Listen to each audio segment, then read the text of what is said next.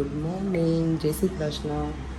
બસ હવે કાલની મારી ફ્લાઇટ છે એટલે અત્યારે કાલે રાત્રે અમે લેટ આવ્યા હતા ને તો પછી હું અહીંયા જ આવતી રહેતી પપ્પાના ઘરે અને હમણાં હવે નીકળીશ ત્યાં જવા માટે મારા ઘરે 10 મિનિટ જ છે અહીંયાથી એટલે હમણાં ચા નાસ્તો કરી અને થોડી વાર પછી નીકળીશું. અહીંયા કોઈ મારી ફ્રેન્ડ છે ને એની સિસ્ટર અહીંયા આવવાની છે મને મળવા એટલે 10 વાગ્યા સુધી રહીશ પછી ત્યાં જતી રહીશ અમારા ઘરે.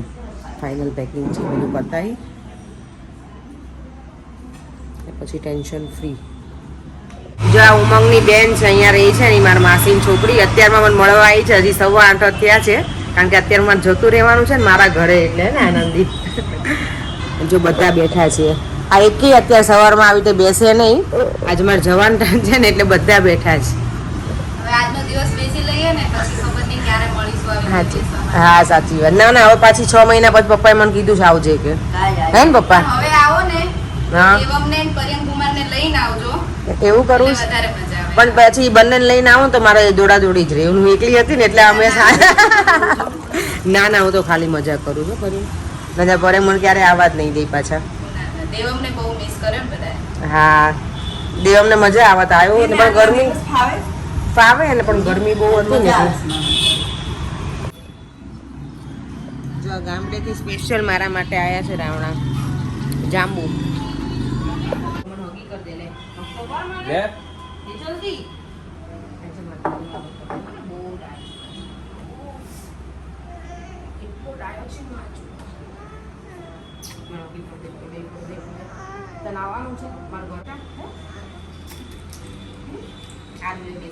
ગાડીમાં હોગી કરીશ હે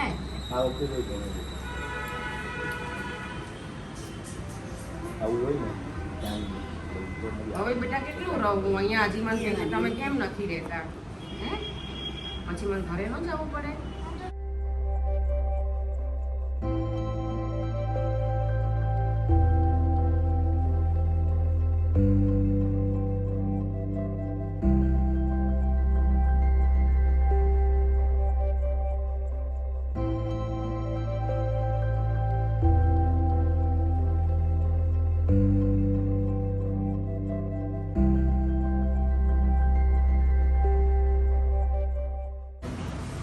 સારું ચલો આવજો.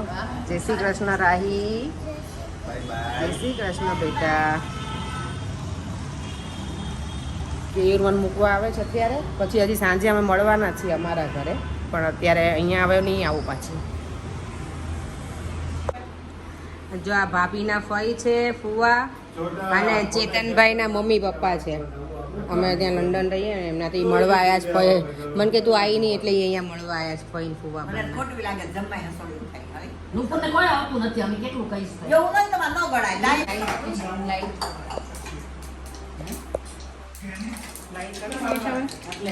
હા કરવી આટલી મોટી છે મને લાઈટ જો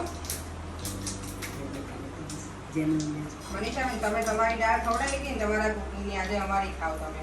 સરસ તો ચલો મને આજ કોકનાથી દાળ તો ખાવા મળશે. એટલે જ મેં તમને કીધું તમે અત્યારે આરામ કરો આજે તમને મારા હાથની ખવડાવું નહીં મમ્મી.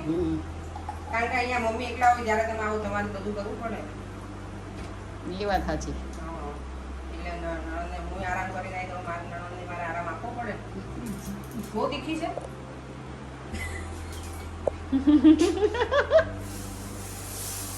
જો દાળનો વઘાર કર્યો અપેક્ષા સરસ મજાની સ્મેલ આવી મને પણ બહુ મસ્ત.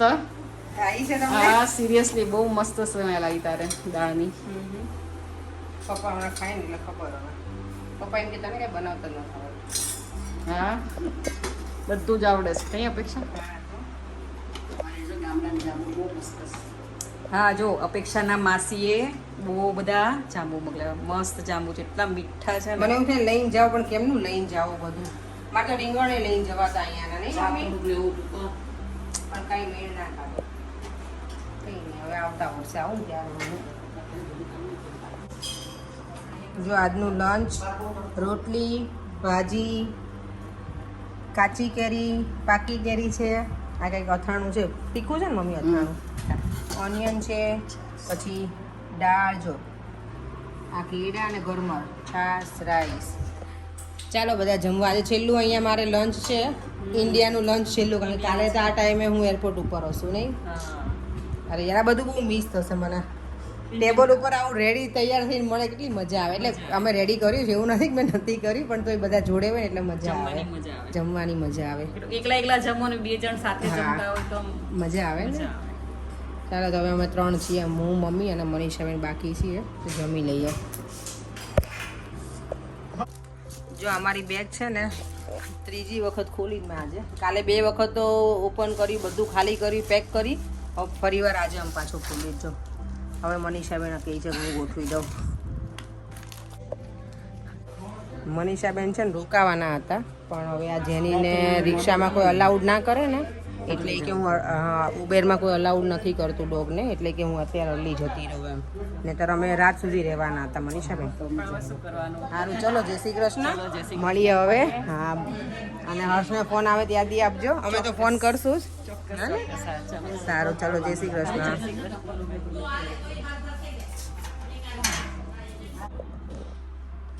મારું એન્ડ ટાઈમ સુધી આ પત્યું નથી હજી ડેન્ટિસ્ટની અપોઇન્ટમેન્ટ જો અત્યારે છે ને પાવભાજીનો પ્રોગ્રામ છે મારા પપ્પાના એ લોકો છે અને રેખાબેન ને ઈ મારા જેઠાણીના બેન છે ને એ તો પાવભાજી તો બહારથી જ છે ખાલી પુલાવ ઘરે બનાવવાનું છે જો તો પાવભાજીનું બધું રેડી છે પાવ આવી ગયા છે પાપડ રેડી ભાજી ફાઇનલી હું ખાઈને જ જઈશ ઇન્ડિયાની પાવભાજી બહારની અને પુલાવ રેડી તમે બંને આવી ગયા મોર છે હજી